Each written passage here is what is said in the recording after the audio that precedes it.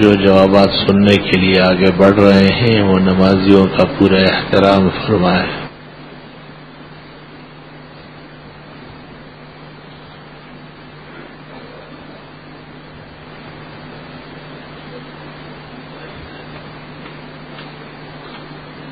انہوں نے پوچھا ہے کہ جس مدرسے سے مسافر طلبا نہ ہو اس مدرسے کی تعمیرات مدرسے پر قرضہ ہو تو زکوٰۃ صدقات دینا جائز نہیں؟ جائز نہیں۔ زکوٰۃ قرضے کے لیے نہیں ہے، زکوٰۃ مستحق کا حصہ ہے۔ عید کے دن مسجد یا عیدگاہ میں 3 یا 1 گلے ملنا بدعت ہے کیا؟ نہیں، عید کی خوشیاں سمجھ کر ملنا مستحبات میں سے ہے۔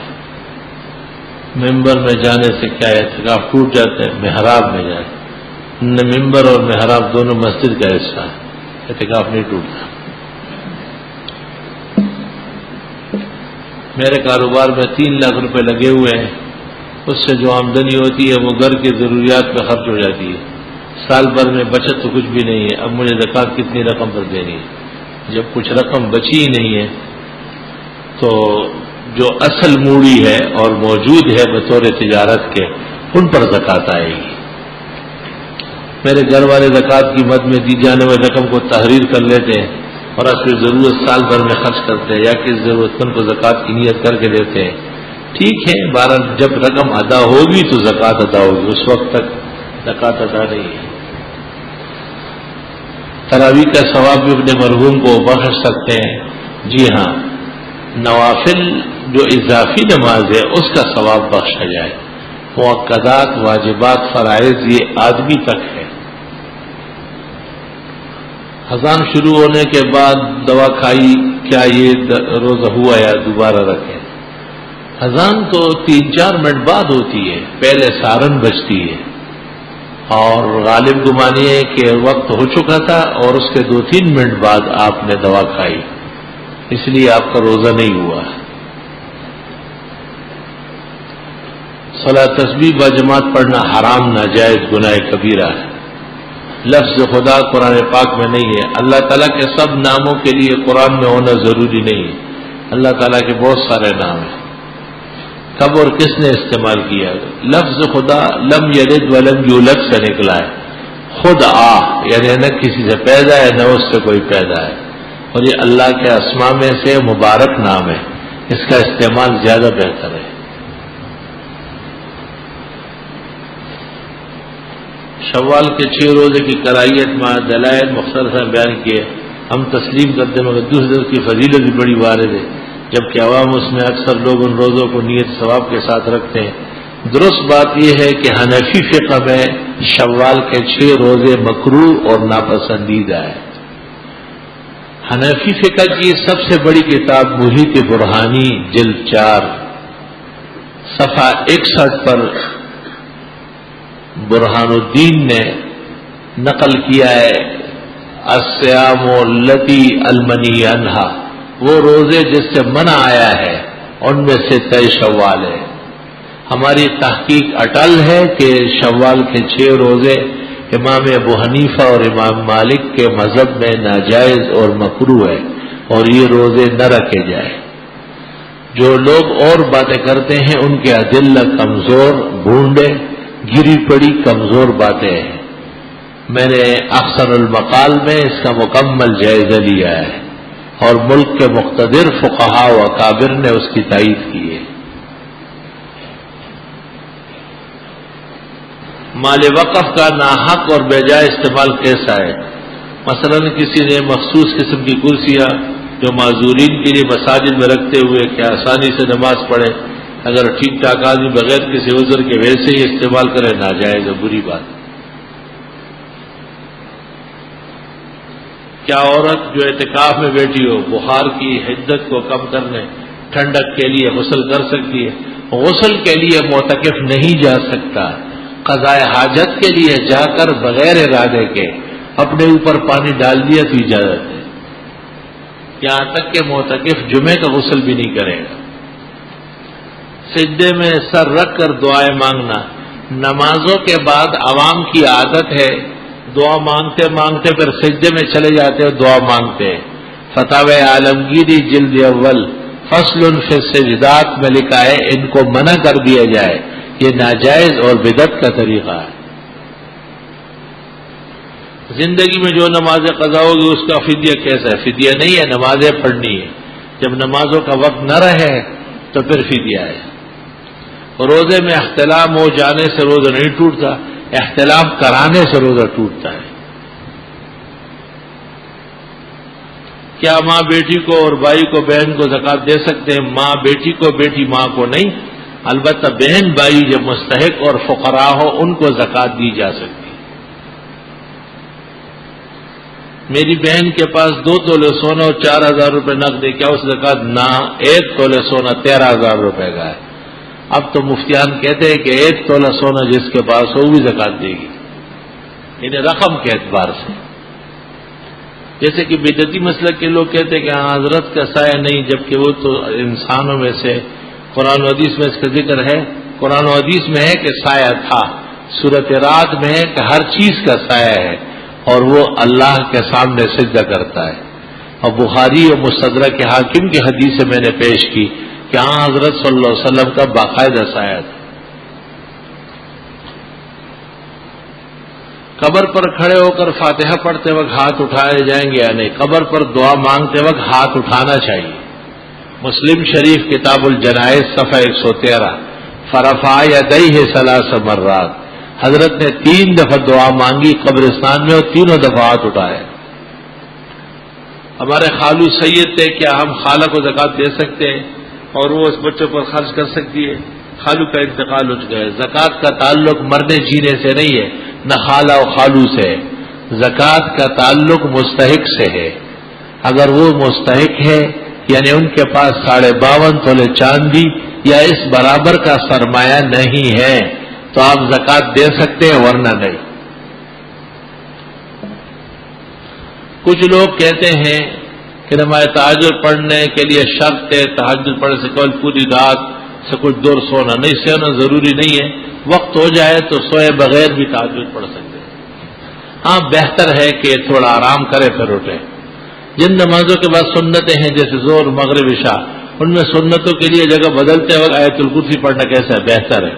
یا تمام نماز سے فراغت کے بعد اگر اس وقت ممکن نہ ہوا جگہ بدلتے ہوئے تو پھر سنتوں کے بعد دعا کے ساتھ آیت الکرسی پڑھ لیں۔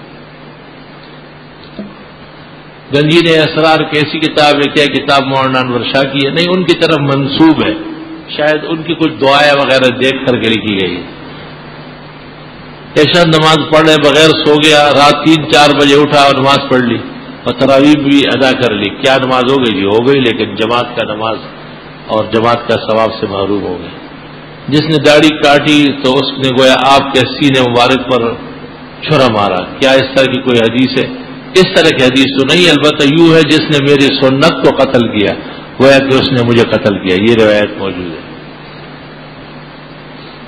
جو شخص فقہی مسائل میں سے کوئی مشکل مسئلہ درپیش آ جائے یا کوئی مسئلہ معلوم ہو تو ان کے حل کے لیے آپ کے مسائل، ان کا حل مولانا لدھیانوی، کیا ان سے کتابوں سے فائدہ حاصل کیجیے؟ مولانا کا علم بہت اچھا تھا، بڑے عمدہ جوابات ہیں، کئی جیسے ہر انسان سے غلطی ہوتی ہے، اس میں بھی بعض مسائل ہیں۔ تراویح پڑھانے والے کو اجرت دینا بہت بہتر ضروری ہے، اجرت نہیں، تراویح کی پڑھانے والے کی تعظیم کرنا، اس کے ساتھ احسان کرنا، احترام کرنا، یہ واجبات میں سے۔ بواسیر کے تکلیف کے لیے کوئی علاج بتایا، کوئی وظیفہ، یہ ڈاکٹر صاحبان کا کام ہے، یہ مولویوں کا کام نہیں ہے۔ عید والے دن عیدی دینا جائز ہے، فتاوی بزازیہ میں ہے۔ بستر لیا ہو نا، لیٹ جاؤ۔ جب انسان سے روح چلا جائے اس کی قبر میں رکھ دے، یہ مردہ لاش سنتا ہے یا نہیں سنتا؟ مردہ لاش نہیں سنتا، اس کے ساتھ روح ہوتی ہے، وہ سنتی ہے۔ فرماتے علماء مزار پر بکرا لے جا کر اس کو اللہ کے نام ذبح کرنا کیسے حرام نہ جائے؟ ما احل بہ لغیر اللہ، مزار پر لے جانے کی کیا ضرورت ہے؟ کیا بکرے آپ مسجد میں لا کے ذبح کرتے ہیں کیا؟ حالانکہ مسجد سے متعلق مدارس ہوتے ہیں، ان میں مستحقین وہ حقدار ہے۔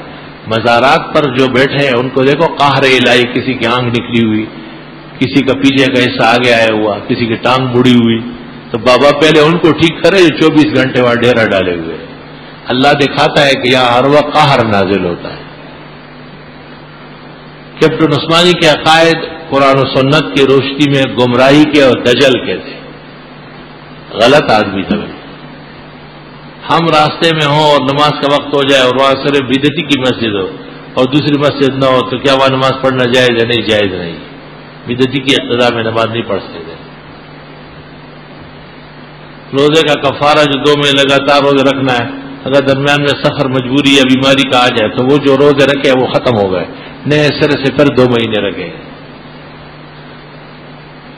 میرے بچے کا قد میں اضافہ نہیں ہو رہا ہے، کوئی دعا یا وظیفہ بنا ہے، پلاسٹک میں اس کو لپیٹے اور پلاسٹک کھینچ دے جتنا کہہ سکتے ہیں۔ اللہ نے پیدا کیے، بعضوں کا قد لمبا ہوگا، بعضوں کا میانہ ہوگا، بعض بونے بونے ہوں گے۔ تو جب مشہور کرے گا کہ اس کا قد نہیں بڑھ رہا تو بالکل رک جائے گا، آپ ان باتوں کو بھول جائیں۔ روزے کی حالت میں دانت کے درد کے اسپرے ہو، ہومیوپیتھک دوا سے کلی کی جائے، بس نگاہ لے لیں، دانت تک ہو تو ٹھیک ہے، حلق سے نہ اترے۔ زکوٰۃ کی ادائیگی کے لیے رشتہ دار 2 راستے ہو اور کوئی مناسب وسیلہ پہنچنا ہو تو عید کے بعد بھی دی جا سکتی ہے۔ شاید ہمارے شہر میں ایک تنظیم ہے جو کاروباری ادارات سے زبردستی فطرہ وصول کرتی ہے اور اس فطرے کی پرچی کی قیمت کم از کم 50 روپے، زیادہ سے زیادہ کوئی حد نہیں۔ آپ سے گزارش ہے کہ اس تنظیم کے لیے خاص طور پر بد دعا کریں۔ بد دعا تو وہ لوگ کریں جن سے چھین لیا ہو، ہماری بد دعا ان پر نہیں لگے گی، ہم ان کے لیے دعائے ہدایت کریں گے کہ وہ اچھے اخلاق سے پیش آئے۔ کسی مسجد سے لاؤڈ اسپیکر سے کوئی ایسی آیت نشر ہو جائے جس پر سجدہ واجب ہو، سننے والوں کو اس کا علم نہ ہو لیکن ان کے کان میں یہ آیت پڑ جائے تو اس صورتحال کا ذمہ دار کون ہوگا؟ اگر سننے والے آیات سن لے اور وہ سجدے کی ہو اور ان کو پتہ نہ چلے کہ سجدے کی آیتیں پڑھی گئی تو ان پر سجدہ واجب نہیں ہے۔ پیغام مسرت، کیا زہر کی پہلی 4 سنت 2 رکعت کر کے پڑھی جا سکتی ہے؟ نہ، 4 سنت 4 ہی ہے، 2 نہیں ہے۔ صحابہ کرام کے بعد جو دینی شخصیات گزری ہے ان کی عزت تکریم کے لیے ہم اہل سنت لکھتے ہیں، جیسے کہ ائمہ اہل سنت۔ بورڈ کی کتاب میں امام جعفر صادق ان کے نام پر لکھا ہے، ارشاد فرمایا کہ بچوں کو سبق پڑھاتے میں کس طرح پڑھانا چاہیے، بس آپ کہیں کہ یہ بزرگ ہے، امام ہے علیہ السلام نہیں ہے، یہ شیعوں کا پراپیگنڈا ہے۔ قرآن کریم کے حروف کو اعداد سے بدل کر لکھنا کیسا عمل ہے؟ عامل کے لیے جائز ہے، ویسے نہیں۔ میرا بھائی 7 سال سے کفار کے قید میں ہے، اللہ اس کی رہائی کے اسباب پیدا کریں۔ جناب کوئی روزگار نہیں، آپ دعا فرمائیں، اللہ تعالیٰ آپ کو خیر و عزت کا روزگار عطا فرمائے۔ میں معاش کی پریشانی میں مبتلا ہو، لیکن مبتلا کو تھے سے لکھا یعنی باطل والا ہو، جھوٹا ہوگا۔ کافی رقم کا مقروض بھی ہوں، آپ سے گزارش ہے کہ میرے لیے خصوصی دعا۔ پہلے اپنے لیے الفاظ صحیح کر لیں، جھوٹے الفاظ لکھتے ہیں تو اس کا تو مطلب ہے کہ آپ اہل باطل ہو، جھوٹے ہیں۔ گھر میں سب لوگوں کو بخار ہے، اللہ صحت و شفا عطا فرمائے۔ صابر شاہ بیمار ہے، اللہ صحت و شفا عطا فرمائے۔ عرصہ دراز سے ایک انتہائی مشکلات دوچار، اس کی وجہ سے سکون ختم ہو گیا۔ جناب والد سے گزارش کی جاتی ہے کہ دعا بھی فرمائے اور کوئی وظیفہ، سورہ تغابن و یاسین کا وظیفہ پڑھے۔ میں بہت پریشان ہوں، کاروباری حالات خراب ہے اور میں بہت مقروض ہوں، کثرت سے استغفار پڑھے۔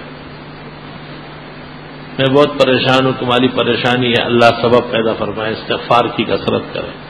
مدثر صاحب سخت بیمار ہے، اللہ صحت و شفا عطا فرمائے۔ میری والدہ محترمہ اسپتال میں ایڈمٹ ہے، اللہ ان کے سے آمین، اللہ ان کو صحت شفا عطا فرمائے۔ الحمدللہ رب العالمین، نستغفرک اللہم ونسألک السلام والعافیہ، لا الہ الا اللہ وحدہ لا شریک لہ، لہ الملک و لہ الحمد وعلی کل شیء قدیر۔